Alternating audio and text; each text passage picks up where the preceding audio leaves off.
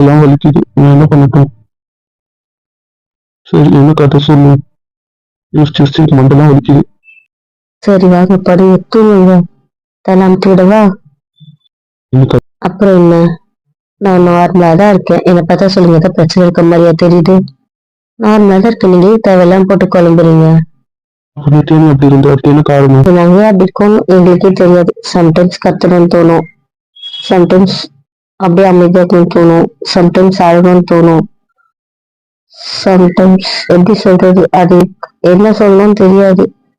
அது நமக்கு அது எப்படின்னு எக்ஸ்பிளைன் பண்ண தெரியாது. ஆனா அந்த நிமிஷம் அது என்ன ஃபீல் ஆகுதோ அந்த மாதிரிதான் இருக்கும். அது ஏன் இருக்கு, ஏன் அப்படி ஆகுது அதெல்லாம் தெரியாது. கோவப்படணும்னு தோணும்போது கோவப்பட்டுருவோம், கத்தணும்னு தோணும்போது கத்திடுவோம், ஏன் அழகணும்னு தோணும்போது அழுதுடுவோம், இல்ல அமைதியா இருக்கணும்னு தோணுச்சுன்னா அமைதியா இருந்துருவோம். அதெல்லாம் போட்டு நீங்க யோசிக்க கூடாது. நீங்க என் கூட இல்லாததுனால இன்னும் நீங்க பார்த்தது இல்லையா?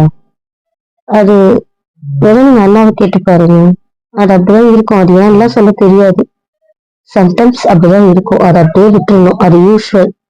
அதை போட்டு பெருசாலாம் யோசிக்க கூடாது. புரியுதா? ஆனா நான் நார்மலா தான் இருக்கேன். போதுமா? நீங்க தேவையில்லாம யோசிக்காதீங்க, தேவையில்லாம குழம்பாதீங்க. நான் உங்ககிட்ட ஏதாவது மறைச்சு பேசியிருக்கேனா, இல்ல மறைச்சிருக்கேனா? எனக்கு என்ன டவுட் இருந்தாலும் உங்ககிட்ட கேட்டுருவேன். ஓகேவா? நான் மண்டையில போட்டு குழப்பிக்க மாட்டேன். எனக்கு எந்த பிரச்சனையும் இல்லை. என்னை பத்தி நீங்க தேவையில்லாம கவலைப்படாதீங்க. புரியுதா? பத்தி யோசிச்சு டென்ஷன் ஆகக்கூடாது. புரிஞ்சுதா? பேச்சு பண்ண எனக்கு என்ன கோவம் இல்லைல்ல? புருஷன் மேல எனக்கு இன்னைக்கும் கோவம் வராது. போதுமா?